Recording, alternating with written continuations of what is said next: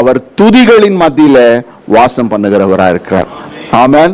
அப்படியானா உனக்கு புரிஞ்சுக்கணும், என்ன நாலேஜுக்குள்ள வருதுன்னா, இப்போ துதிகளின் மத்தியில வாசம் பண்ணுகிறவரா இருந்தார் என்றால், ஜியோனில வாசம் பண்ணுகிறவர், ராஜரீகமா வாசம் பண்ணுகிறவர்.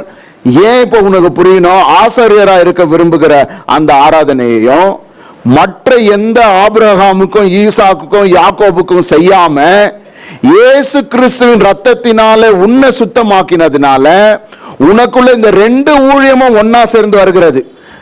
Now the light is upon you, you are the called the new Zion. நீ தான் உண்மையாகவே அந்த துதிக்கு பாத்திரரான கர்த்தரை உங்கள் மத்தியிலும் என் மத்தியிலும் வாசம் பண்ண விரும்புகிறார்.